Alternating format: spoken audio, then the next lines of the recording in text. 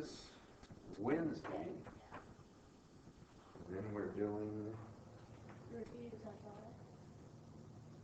a review on Friday, review session if you want on Friday, and then review for the test on Monday. Then it's a take-home due Friday. Yeah, unless you guys would like the test earlier. I mean, no. Or you give it to your Friday and do over the weekend. I don't care. And we'll talk about that on Wednesday. It'd be a good idea to discuss whether or not, because maybe people like that over the weekend. I was going to say, I'd rather have everybody just speak on it. Yeah, you don't have to decide for everybody else. Probably not appropriate. Okay. So let's see. You want to do one that's lower of cost or market, maybe? I'll do whatever. What did we do before? Problem 9.2? We did 9.3, did we? No. I don't know. Exercise I missed 2 days. Page 507. I think we did exercise 9.3 because we did a bunch of them.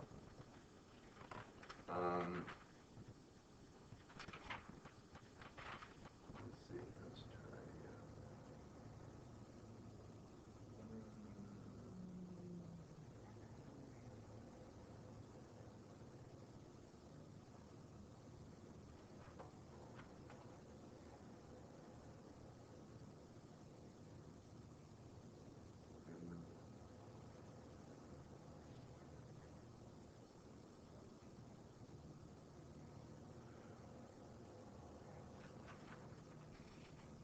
We'll do exercise 4. It has journal entries with it. Lower of cost or market. Let's try that. Page 507. So exercise 9.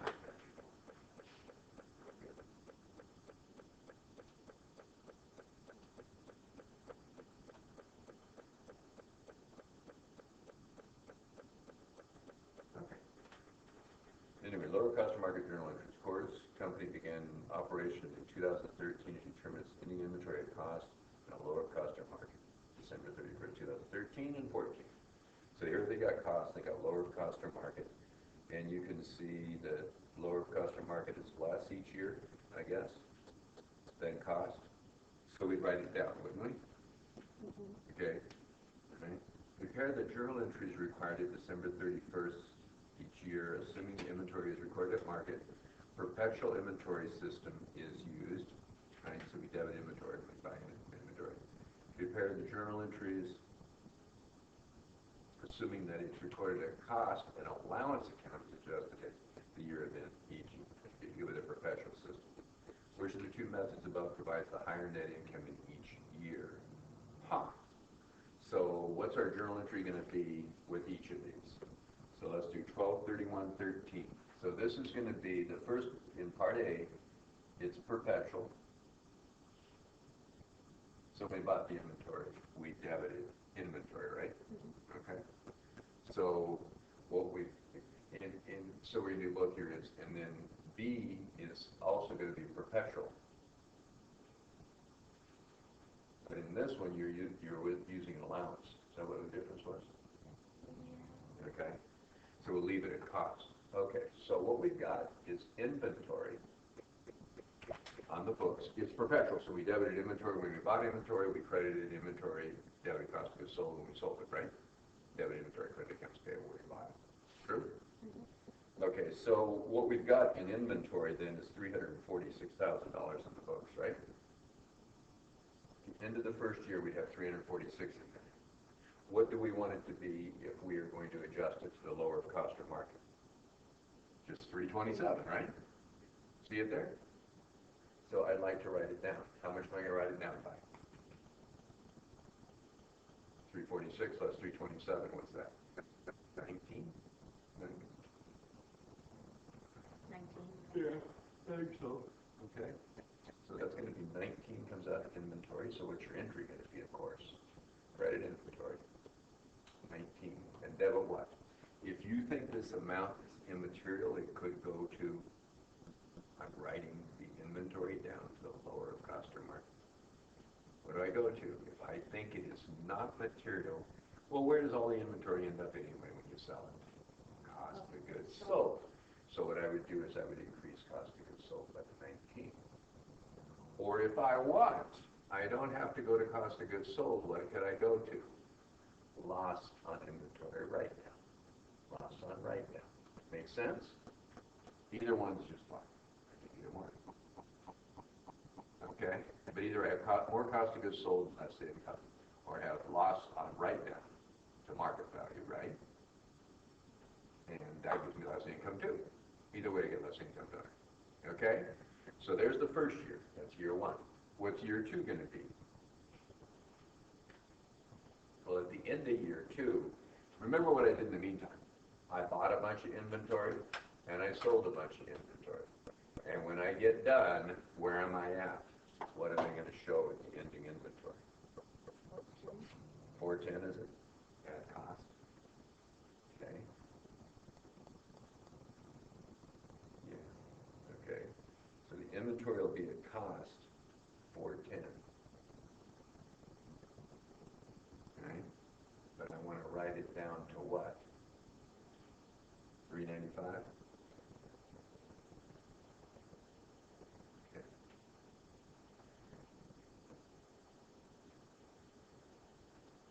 Okay, how much you gonna write it down?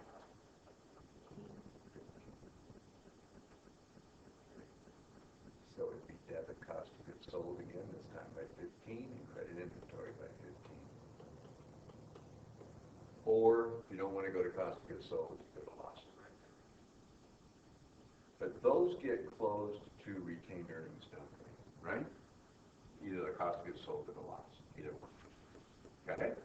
So that's it. All right. So what's my cost of goods sold in each case? Well, I don't know what the cost of goods sold is. What's the difference in income in each case? By writing it down, I have 19 less income, right? Less inventory, less income, and 15 less for the 2 years. I'm reading the top line. Okay, what would the perpetual be? I have inventory, and I'm going to leave it at cost, but I'm going to have a what? Allowance to write it down. Right? Contra account. So my inventory at the beginning is 346, but what I want to show on my financial statements is 327. So what do I want the allowance to be?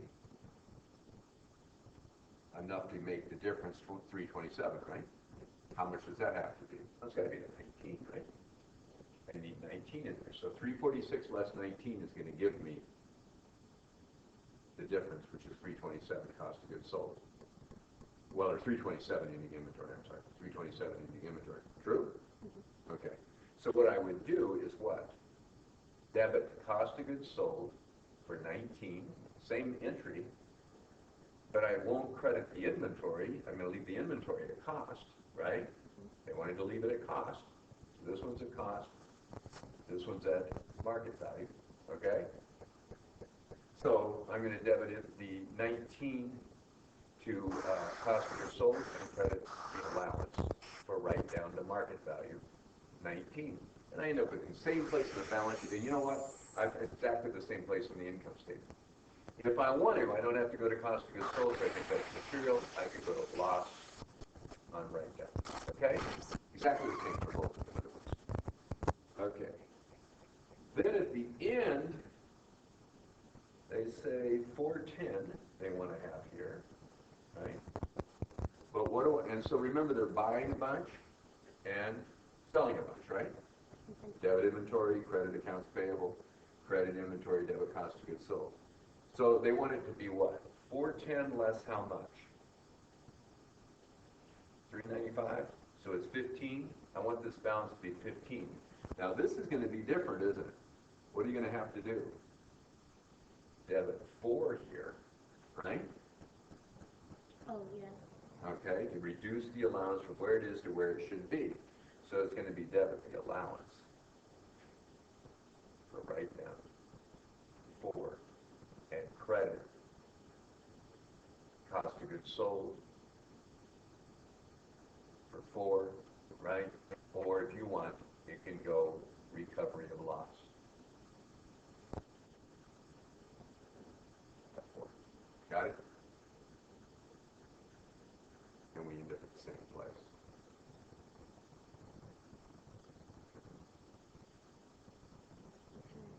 sense? So you don't have to worry about doing anything with the 15? No, because it would have washed through the inventory account. Actually, that column's a little weird because this wouldn't get to, this wouldn't be 495 because you would have written it down by 19, so it would have been less. So the reality is you'd end up with 15 in both cases. You'd end up with the same amount of cost of goods sold in both cases. So when they ask what's the difference in income, nothing. At least that's the way I think they meant to interpret the problem. Let's take a look. Let's see what others say.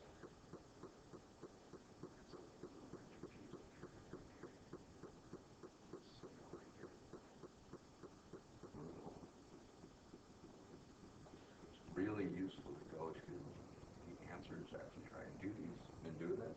Mm-hmm. Oh.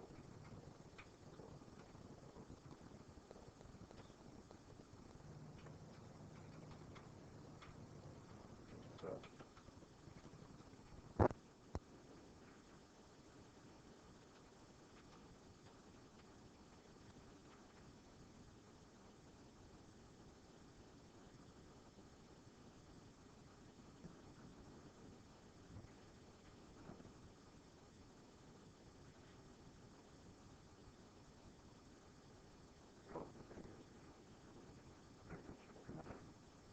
Are you going to put out answers?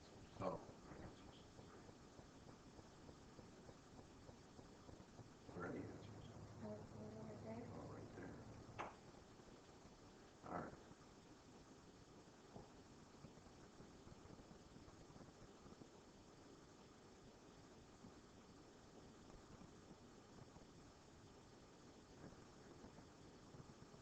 We were on exercise number.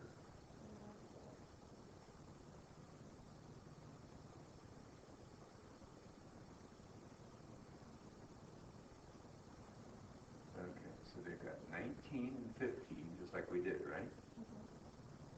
They should have this, both have the same lower cost or market adjustments. And they probably should, except for the problem. Okay, here we go. Cost of goods sold 19, inventory, cost of goods sold, inventory. Mm-hmm. Loss due to decline of inventory 19, allowance, yeah, and then 4 and 4. We did exactly the same, didn't we? Yes, right? we did. All right, so they're reducing the loss here. Right? If it's in the same month, right, or in the same, yeah, same month. Otherwise, it'd be a recovery loss. Cost of inventory, yeah. Cost of inventory, yeah. Recovery of previous loss, 4. Both methods of recording a lower cost of market have the same effect on net income. That's true, but they don't show it. What happens is the cost of goods sold before your adjustment would be different with the two methods, but then after your adjustment, it adds up to the same amount of cost of goods sold. So you get the same net income. That's all that's happening. Okay, so we did it right. Good. All right.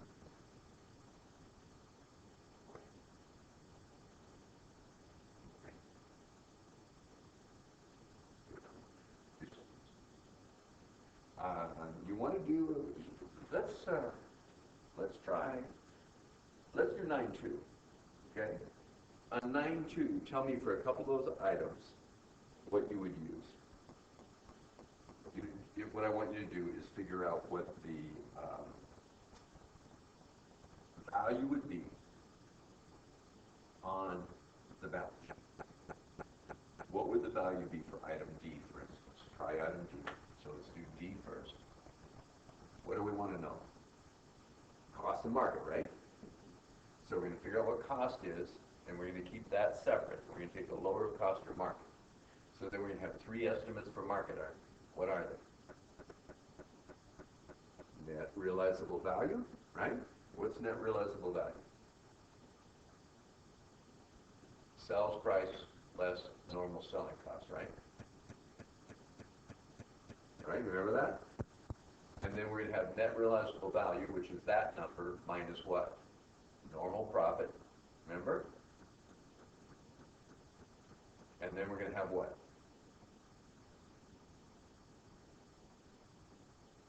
Replacement. And we are going to take the one that's in the middle. So, why don't you do that for, let's do it for all of them. D through I. We're doing exercise 9-2.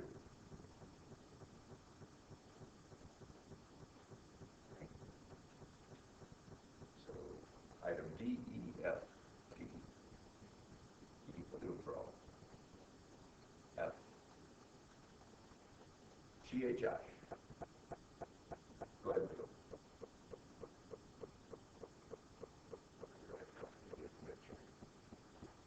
You do all those? I want a value here, a value here, so all the way, right? And then cost. And then you're going to take the market that is in the middle, and then you're going to take the lower of cost or market. So write them all in and circle the one you're going to keep. Okay? Circle the one you're going to use for your inventory.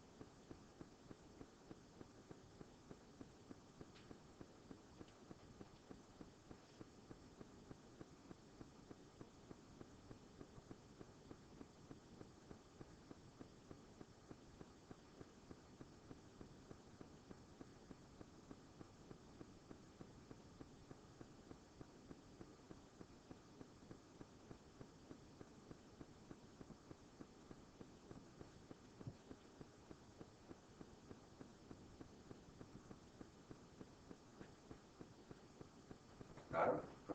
I'm working on it. Just the sales price less the cost of disposal, right? They gave you both of those, didn't they? Yeah, estimated selling expenses, weighted selling price. That's net realizable value in both all cases.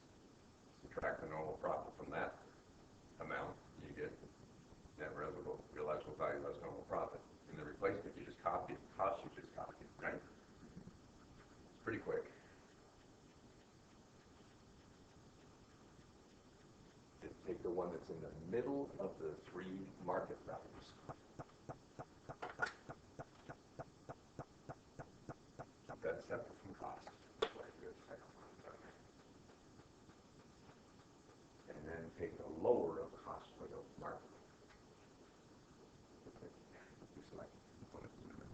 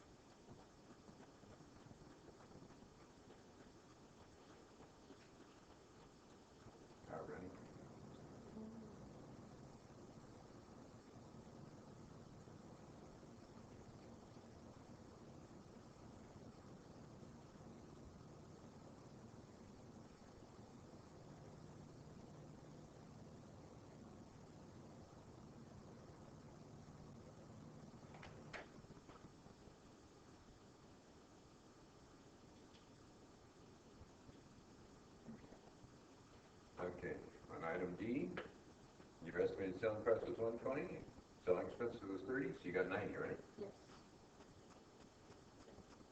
On the next one, looks like 110 less 30 is 80. So what you got, Reed? Your piece of cake. F, 95 less 30, is that right? G, Yeah, 65. 90 less 25, that's 65. H, 110 less 30 is 80, all right? And I, 90 less 30, 60. No. From each of those, subtract the normal profit. So normal profit on D is 20, so does that make it 70? The next one is 20, it makes it 60, all right? The next one is 20, so it makes it 45, right? They're all 20. 20 is 45. 20 is 60, it's too easy. And 20 is 40. So we got those, okay? Replacement cost, we just write it down. 120. Next one's 72. 7. 30. 30. And 70. and 30. okay. For market, notice I have two double lines in there, right? Keep the costs separate. That's the biggest mistake people make. They go crazy because they can't pick the one in the middle because they have four of them, right? So you see all kinds of weird things. Take the one in the middle. What's in the middle? 90, right? Going across the three of them. What's in the middle of the next one? 72. Pretty. What's in the middle? 65. Between 45 and 70, right? That's it. Wait, whoa. What do you mean by? 90, the high is 120. The Okay. low is 70. We take the ones in the middle. Oh, out of that row. Yeah, out of that row. Out of that row. Because those are all estimates for those inventory items. Got it? That's it. Now you're there. Okay? So take the one in the middle is 90. The one in the middle is 72. The one in the middle is 65. This one's 45, isn't it? This one is 70. So it could be any three of the three are in the middle. 40. Then I would compare those to my costs. So what are my costs for each one? I guess I should put those on a cross. 75. 75 is the first one. 80. 80. 80. Another 80. 3 80s in a row. 50. Okay. And 36. Okay, now what I'm going to do is the lower of cost or market. Which one's lower? Is 75 lower than 120? Of course it is. There's my inventory value. See it? Is 72 lower than 80? Of course it is. There's my inventory value, right? Is 70 lower than 80? Yes, it is. There's my inventory value. Is 30 less than 80? Yes, it is. I'm going to go with 30. Is 50... Wait a minute. It's not 30, 45. That was the middle one. What did I do? It's so easy, I screwed it up. 65 was our middle one. That's our inventory. I'm taking the middle one, right? Not that one. Not that one. I'm going too fast. The 45 is the one to take, right? It's the middle one. What's the middle one here? It was 70, right? So 70 compared to 50, what am I going to take? 50 is lower cost or market, right? And then 30 or 40 compared to 36, what am I going to take? 36. And then they get them all right. 75 is lower than 90. 72 is lower than 80, right? I'm sure we got this. 75 is lower than the 90, so you want the 75. 72 is lower than the 80, so you want the 72. 65 is lower than 80, so you want the 65. 45 is lower than 80, so you want the 45. This one, the middle one, was 70, which is higher than 50, so we're going to go with the 50. This one's 40, right? But 36 is lower, so we're going with the 36. Then what you do is you take each one of those times the quantity you have, right? So my inventory, see that I garbaged it up so much, let's put my inventory value on it. What am I going to use? The first one is going to be 75, right? Second one is going to be 72. Third one is going to be 65.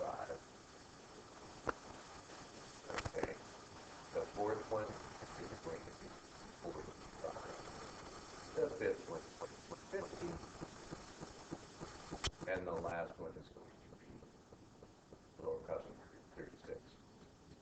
Okay? Times the quantity I have for each. And then add them all up. That's all there is to it. Wait,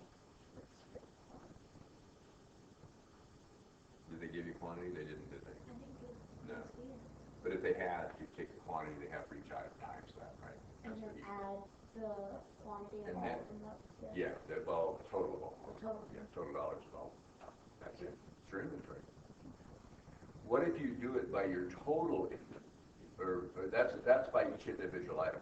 What if you did it by total inventory? What I do is I compute what the inventory would be at all of these values. Each one of those values times the quantity. Then I do all of these. And then I do all of these, and then I take the one that's in the middle. Okay? And I compare it to all of these, all the costs times the inventory items. What that does is it averages out the over and under, and I'll get less of an inventory rate, typically. Okay? That's it.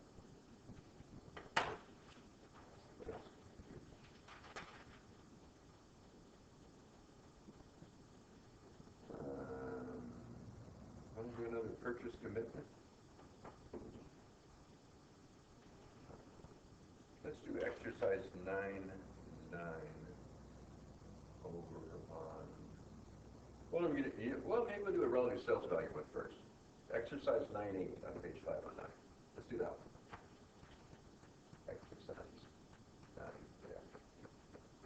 Okay. How would you do this? It says on page 500, during 2014, Pretenders Furniture Company purchased a carload of wicker chairs. Manufacturer sells the chairs to Pretenders for a lump sum of $59,850. So what I'm going to do is I'm going to allocate that total cost of $59,850 over all of the products I bought. Make sense? I want to estimate what each one costs. So they're discontinuing manufacturing and they're selling it to me. So they got a whole bunch of stuff. The 3 types of chairs are included in the carload. Okay, so there's lounge chairs, arms chairs, and straight chairs. Okay? And I've got 400 of one, 300 of the next, 700 of the next, and I know the sales price of each. So what I do is I figure out what my total sales price of everything was. Then I'll take the percentage that each one is of the total. Then I'll take that percentage times the cost, right? So I get my sales values, get the percentage of sales values by each product type, right? Take that times the cost, and then I'll divide the cost up by how many units I have, okay? So it'd be like this, for lounge chairs, for armchairs, and for straight chairs. I've got 400 of them. These are units. I've got 400, 300, and 7. Okay? Sales price for each one. This is $90. Okay? Second one's $80. With me? Just copy what's in the top. This is $50. Tell me what the sales value is. Total sales value is going to be when I sell them. All you got to do is multiply them together. True? So go ahead and do that. And then we'll get the relative sales values. So there's 1,400 chairs.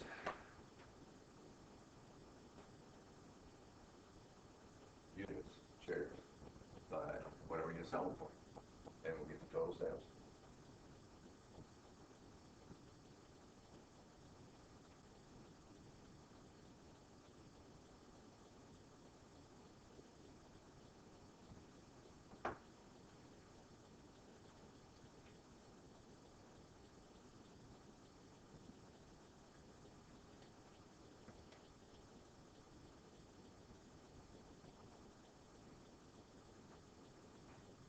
You got the 3 of them? You get the 3 of them, add them up.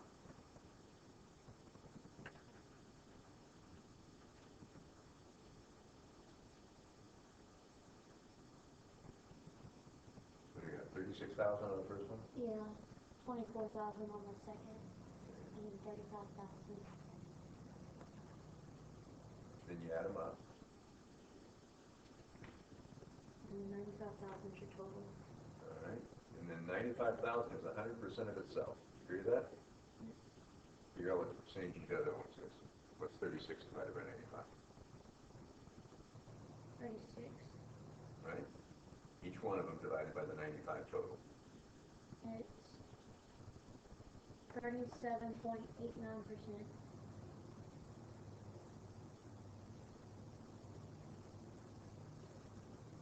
So that's 24,000.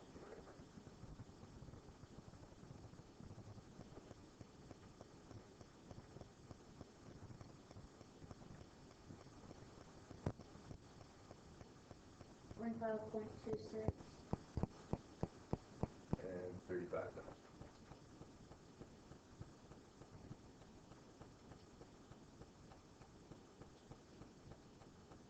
$36.84. Probably 85. Yeah. Got to add up. Add 37.89 plus 25.26 and 36.85 and make sure you get 100%. I do that before I went on. It's like rounding, not exact. It is now though, because I rounded 36.84 up to 36.85 just to make it work. Do they add up now? 37.89, 25.26. Yes. Yeah. Okay. Perfect. Now what I'll do is I'll take the cost. So this is the percentage, right? Relative sales values. Got it? That's what we're doing. Relative sales values. So now let's do the cost. What's the total cost? 59,850. Is that right? Mm-hmm. Okay. So what I would do then is I'd say, all right, 59,850 times 0.3789 is how much cost I'm going to have on the whatever they were, LCs, whatever, lounge chairs or something, lounge chairs. So what's 59,850 times 0.3789? Just round it to nearest dollars here. Wait, what am I doing? I've taken 59,850. Okay. That's what I want to apply, right? I want to allocate that 59,850 across all those chairs. So that's 100% of the cost, isn't it? So now I want to know what 37.89% of the cost is. Right? Okay. So just take 59.850 times 0.3789, right? See what you get.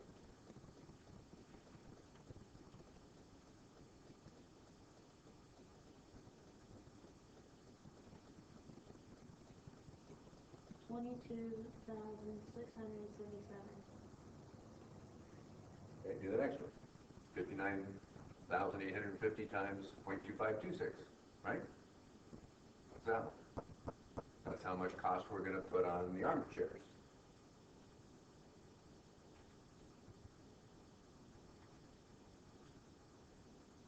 $15,118.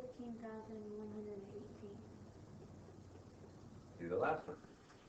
59,850 times 36.3685, 36.85%.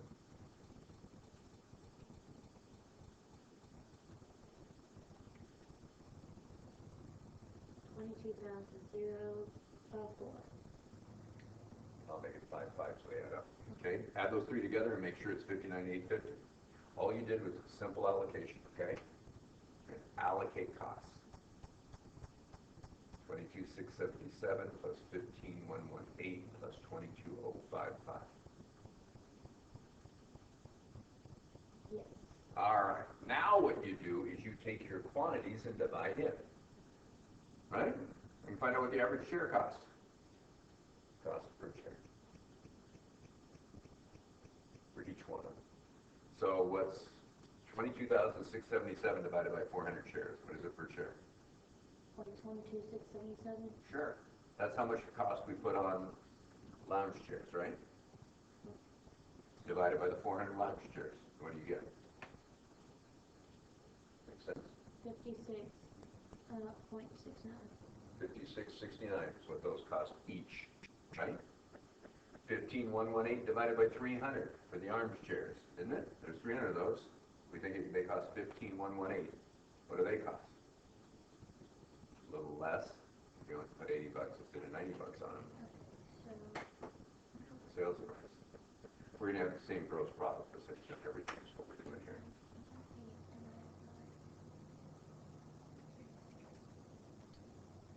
it's 15.39. Okay. And then what you do is you take 22,055, right? For the straight shares, I guess it is. Divide it by 700 shares, and what do you get?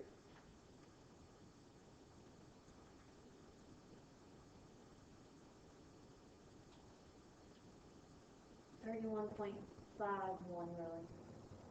500. Okay. So now what we do is we take the rest of the product. So we know what it costs per share, right? We know what we're selling them for per share. Would you agree with that? Selling it for 90, it costs me 56.69.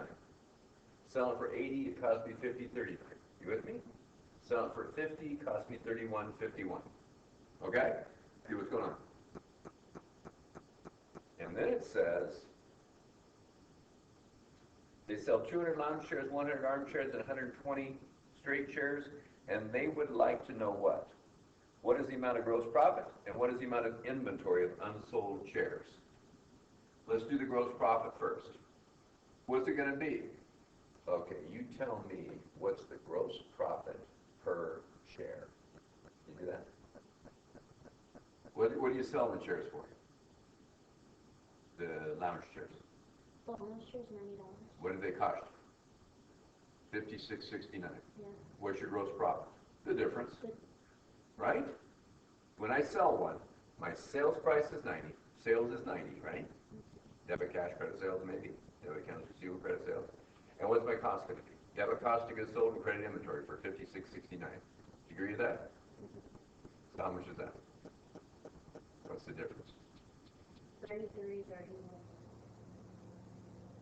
How many did they say they sold? 400. No, that's how many they bought. What they sell. They sold 200 of them, half of them. Oh, I see it now. Right? They're selling 200, right? Okay, this is how many they sold units. So what's the gross profit margin on that? Gross profit total from that? 33.31 times 200, right? What's that?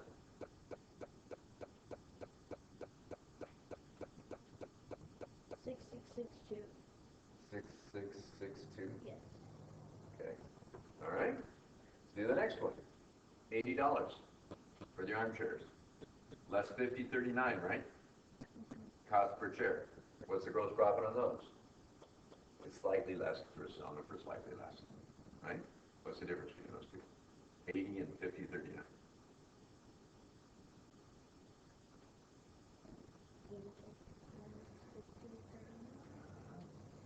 It's 29.61. Excellent. How many do we sell? 100, Multiply. which makes it 2,961. Yes, it's too easy, isn't it? Okay, what's the last one? We only sold them for 50. They cost us 31.51. A lot less gross profit, so it's a lot less cost, right? Well, I mean, it's a lot less sales price. So how much? 18.49. How many we sell? 120. It makes it 2,218.8. Well, Okay, so something like that. Got it? So what's my total gross profit? I don't know.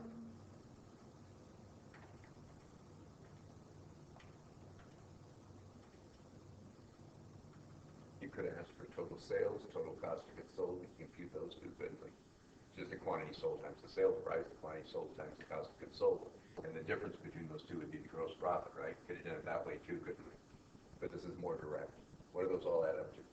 it adds up to 11,842. That we good? All right, that's part A. What did part B ask for? Well, I guess that was A, B. Anyway, first part was that. What is the amount of inventory of unsold straight shares? They just want straight shares. Oh, how many straight shares are left? We bought 700. How many did we sell? 120. 120. What's left? 80. Okay, straight shares left are 580 shares. What's our inventory cost? What are we going to cost us? 31.51, isn't it? That's 31.51 times 580. I'm not kidding. It's that easy. Let yourself think. Let yourself think. Let yourself think. It's easy. What's 580 times 31.51? $18,276. And we got our answers. You can get these right, aren't you? Yes, I know. Okay, you know what? We could have done the whole inventory, couldn't we? What would you do for the lounge shares? You started with 400, you sold 200, how many are left? 200. 200, at what? 56.69. That's going to be half of the 22,677. Half the shares, huh? We could do that. What would you do for the ARM shares? There were 300, we sold 100. How many are left? 100, at what? 50.39, right? Gotta go right. No, 200 at 50.39. It's going to be about $10,000, which is about 2/3 of that left, right? 2/3 of the 15. We got it. Okay. On your way? Practice a little bit. You'll get these right. No reason not to. Okay? All right, let's try purchase commitments. Let's do 99.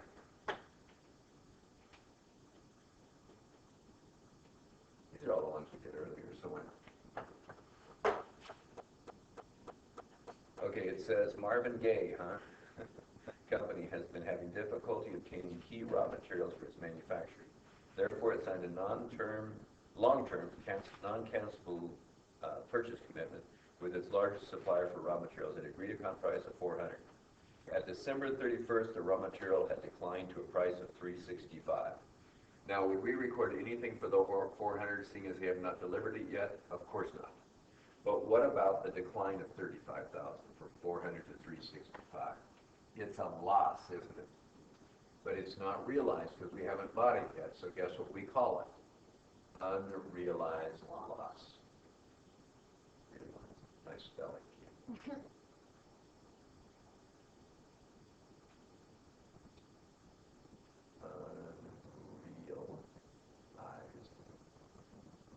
loss on a purchase price. Okay? Going to go on our income statement. I lost $35,000. I cannot credit inventory because I don't have the inventory yet. So what do I credit? Estimated liability. On what? Purchase commitments. That's all you got to do. Okay? Now let's do 3 different scenarios. This is all they asked for in that problem. That's all you had to do. Okay? But what if A, we buy when market price is, what is it, 435? 465. It's 465, wasn't it? That's what they asked me. Okay, there's one. Give me the journal entry for that. B. How'd you get 465? Is this oh, it's 365. I'm sorry. Is it? Yeah. Yeah, 365. I apologize. No memory. That's how I got it. Okay, that's why we wrote it down by 35, right? Because 365 instead of 400. Let's buy when the market is 380. And let's buy when the market is, what was the original price, 400? 400. Let's buy, let's do another one. We can do all kinds of them. Any amount, any amount you want.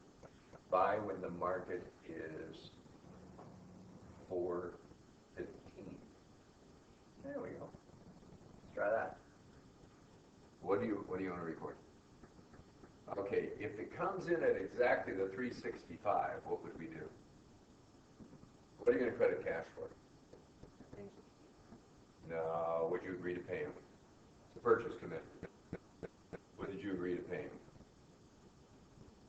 Agreed upon price of 400. Oh. This is the future purchase contract. I guarantee you 400,000 when you deliver me the product. What am I going to give you no matter what the market value is? 400.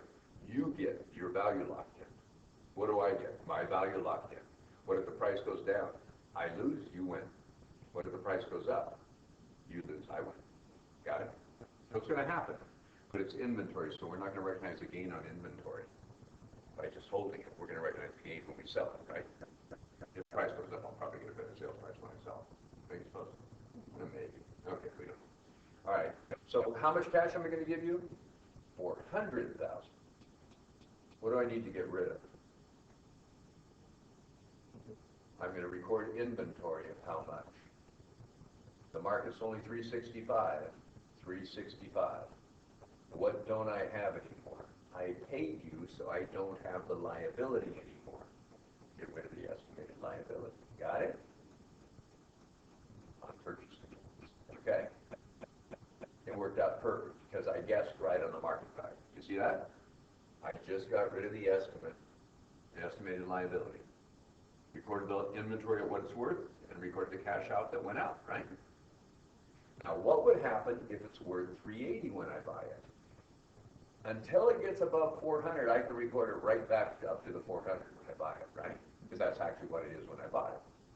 So what I can do is I can debit inventory for the 380. Make sense?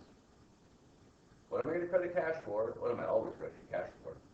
The 400, right? What do I want to debit my estimated liability for, seeing as I've now paid for this? No, I paid. I don't owe anymore. I paid it all. The whole thing's got to go away. Well, wait a second. What's that?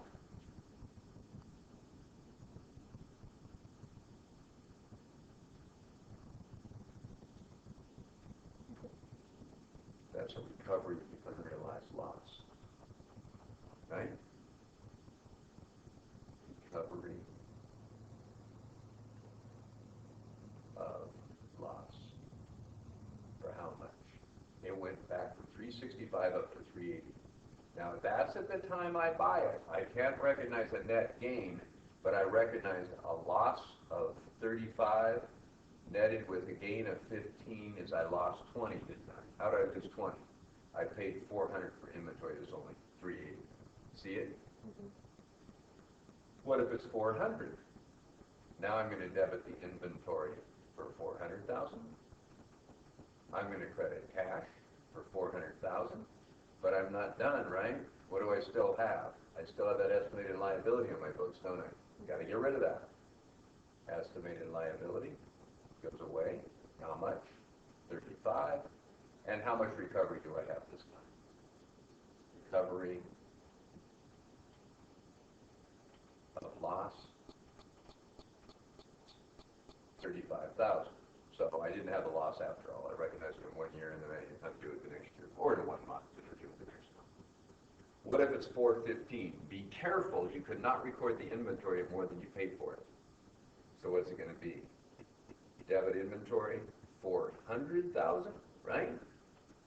Credit cash, 400,000. This is going to sound real familiar. You still have to get rid of the estimated liability, right? For 35, and credit what for 35? The recovery of loss. For 35. It's exactly the same journal entry. So if it goes above 400, those are the same entry. If it goes above 400, you stop at recovery. What you had written off before. You can't write it up further. Okay? You didn't really write down the inventory here. You just recorded an estimated loss, right? Are we good? Mm-hmm. That's pretty straightforward too. Well, all of them are really, I guess. Okay, and they show that. At least they show parts of it.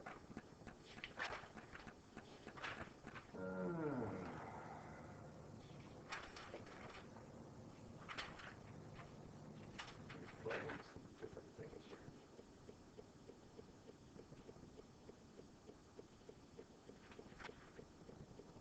Oh, purchase commitments at page 483. Yeah. Subject to cancellation. So they showed it right down and then putting it back up. Yeah. Okay. So 3 journal entries on page 484. Sure he does. So, how about one on gross profit? Maybe a fire loss or something? Yeah, let's do 19.3. Compute the cost of goods destroyed. Compute the cost of goods destroyed, assuming that the gross profit is 33. Oh, 2 different percentages. Okay, try these. Go ahead and do this. Where is this? 509, exercise 913. Try and do part A and part B. Give that a shot.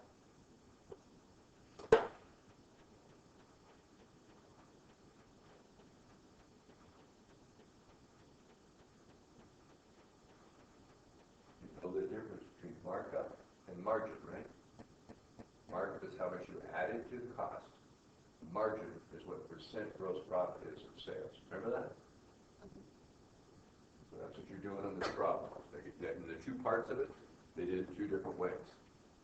One is sales price less cost is gross profit. What does the first one say? What is the first part of the problem says what? Sales are 33% above cost. So this is 100% of itself. This is 33 and a third percent, which makes sales price 133 and a third percent, right? That's part A. What did part B do? Assuming there's a gross profit of 33 and a third sales. Yeah, so now sales is 100%. Whoops. Sales is 100%.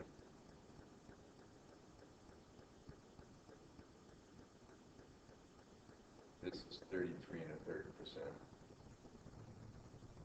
And this is 66 and 2/3, I guess, huh? Those are real different, aren't they? There is a margin, gross profit margin. There is a markup. Got it? Well, whoops, the markup is there. Okay. The markup is 33% of cost, right? Or the sales price is 133% of cost, both ways we're talking about markup. Now try and do that, that's part B. Try and do both of them. Given that. What do you know when you solve?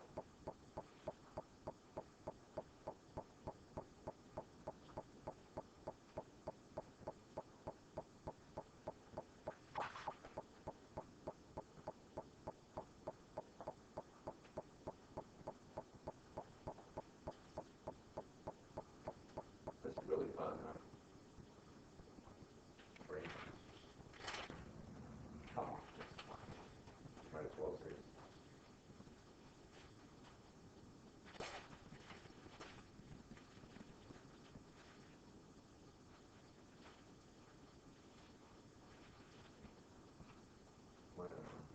Chocolate covered espresso beans. Thank you. You're really looking for a job. I can't eat chocolate. So if you can't eat chocolate, you better not eat caffeine too. Or probably do keep you awake.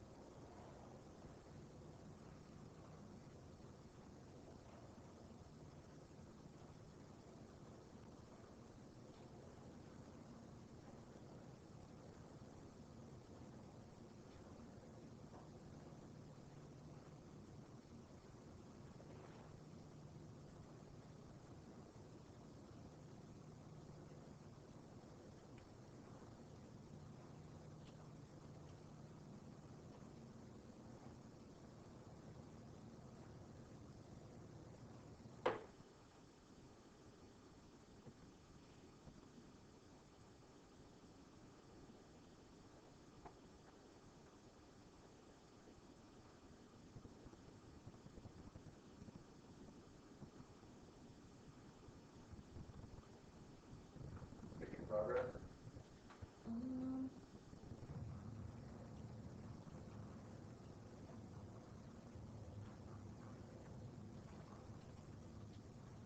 Write down what you know and solve for what you don't. You're going to tell you that? Should work. Beginning inventory plus what they bought, that's what's available. Right? Less cost of goods sold. Is what they should have, right? Is ending.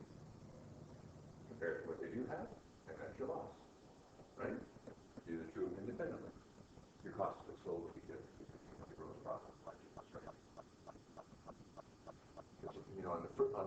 The second one here, your cost of goods sold is 66 and 2/3%, right? What's your cost of goods sold in that first one? It's something different than that, isn't it? What is it? Looks to me like it's 25%. Convert that markup into margin. What's the margin on that first one? If we make, instead of this being 133 over here, we make it 100%, right, of itself. So take 133 1/3 and divide it into 133 1/3, you get 100% done. Take 100 and divide it by 133 1/3. You will get 75%. Oh. Take 33 1/3 and divide it by 133 1/3, and you get 25%. This one has a gross profit percent, or cost of goods sold percentage of 75, because the gross profit is 25. This one is 66 and 2/3. That's what they want you to know. Markup and margin are not the same thing, got it? So now that you know that, can you figure your cost of goods sold both ways? You know your sales, right? Yeah, do it. That's it. So you do a T account for A and a T account for B. That's what you did? You did, right? Yeah, I started. This is all inventory. Both of them. Where's your beginning inventory? So regardless of what my cost of goods sold is, my beginning inventory is 38, right? What were my purchases? So this would be net purchases. Purchases plus freight in, right? Less purchase discounts, less purchase returns. You got the idea? Okay. How much is purchases?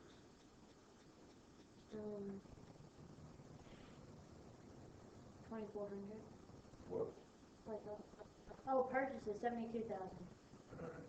Here, they started with 38 and they bought 72. Is that right? Mm-hmm. I haven't read the problem. I'm trusting you. Okay. Okay. Is that so? Then what happened?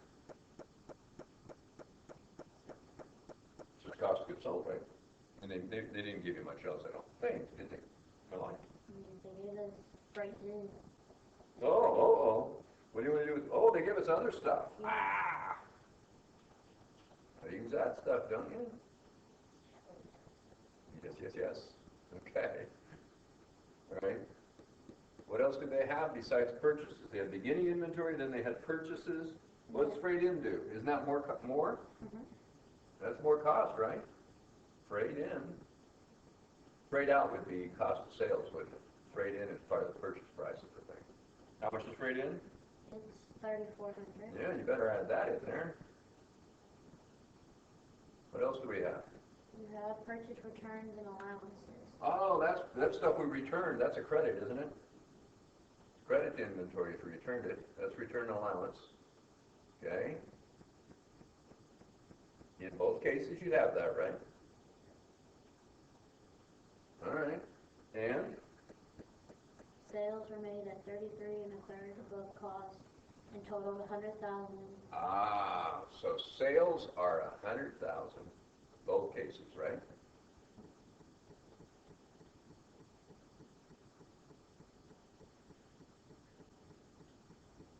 But what's the deal?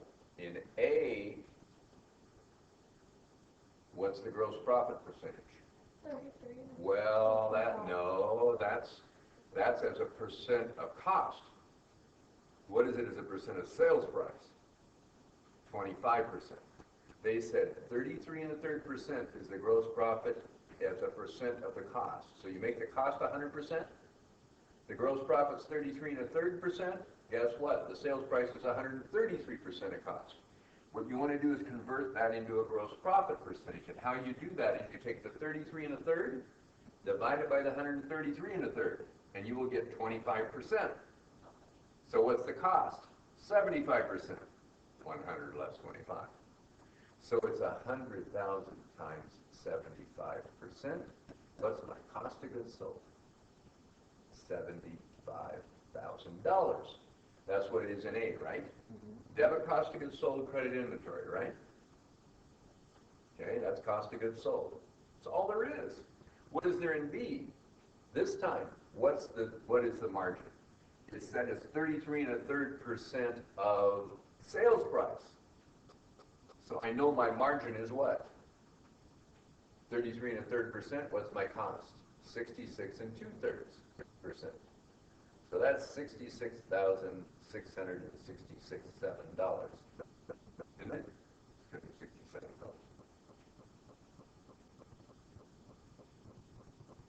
Cost of goods sold.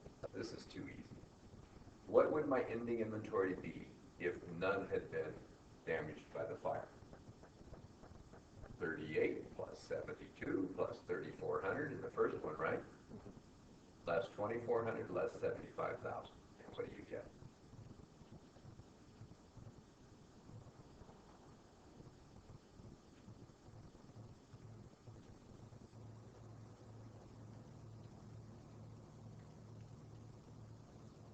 $36,000. 36 even? Yes. Okay, that's my ending inventory before the fire loss. That's what I calculated it should be, right? Okay, that's what it would have been. What's my ending inventory with the other method in B? It's different, right? Because I have a different cost of goods sold because I have a different margin. So 38 plus 72 plus 3,400 less 2,400 less 66,667. What do you get?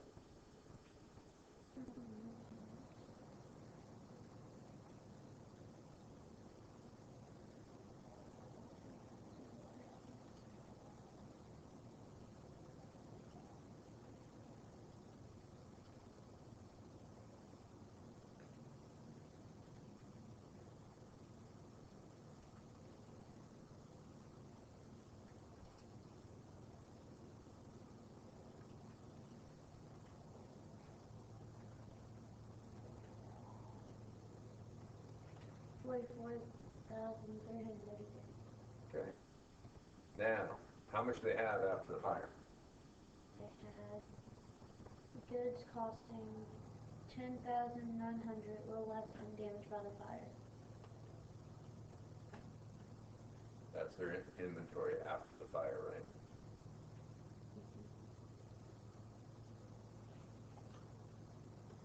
What do you think? What's your loss due to the fire? What's missing?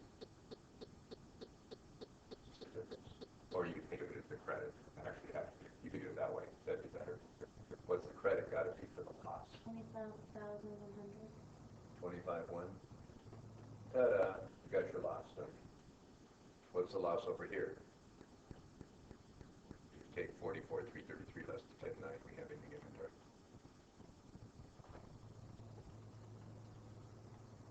33,433. This is easy, isn't it? We should do one more thing. Tell me what the markup is in part B. If the margin's 33 1/3, what's the markup?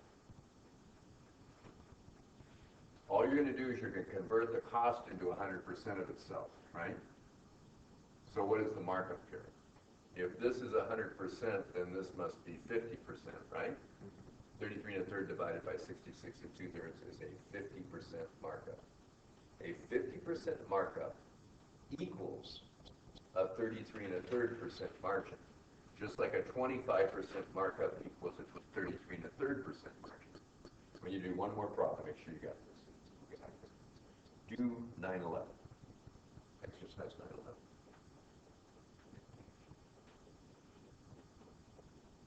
Now, what did they give you in exercise 9/11?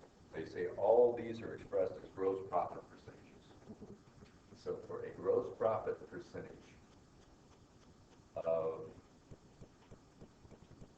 1, 2, 3, 4 of 20%, 25%, 33 1/3%.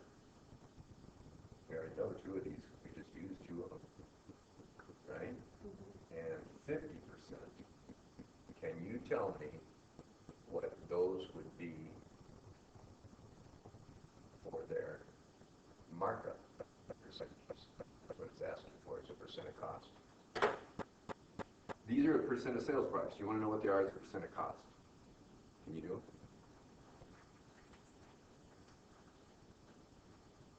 This is what we did in the last problem. Convert those into cost of goods sold, right? What I'm saying is this. Look for number one. Here's where you're at for number one. Sales price, cost, gross profit. What do we know? gross profit percentage is 20%, right? Yes. Of sales price, right? Cost must be 80%. All you're trying to do now is find out what the markup is here. It's 20 divided by 80. 25%. You got it. A markup of 25% is the same thing as a gross profit percentage of 20%. 25%. Do the other ones. Set it up exactly the same way and solve.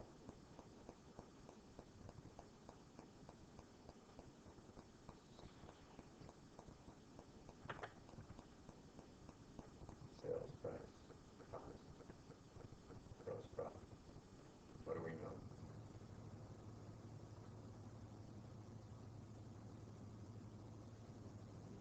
Do the second one, make sure you're on track.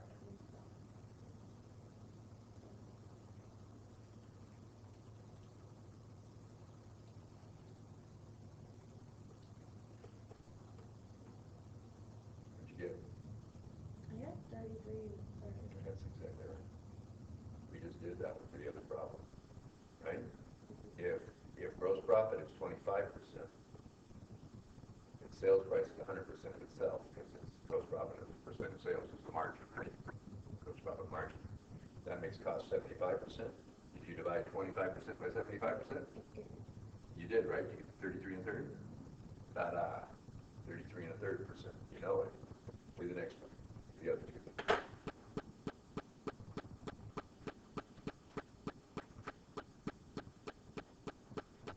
We're brilliant. It's good to know. It's useful.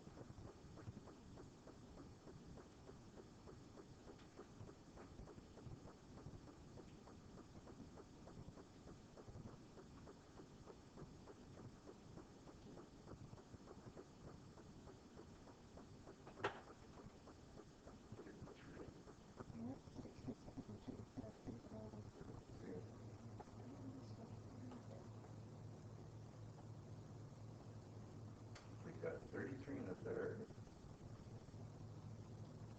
Right? Sales price is 100%. What's cost? 66 and 2/3. And then what do you want to do? You want to take the 33 and a third and divide it by 66 and 2/3. What's that? 50%. 50%, Mark. Good. You got it. Now do the last one. 4. Do exactly the same thing. And you could go either direction, right? You know, if you do the markup, you could compute the gross profit percentage. Practice it both ways. Okay?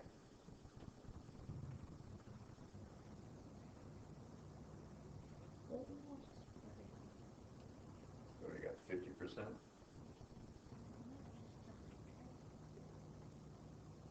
Sales price 100%. What's cost? 50%. Did you say 100? I think so. 100% markup.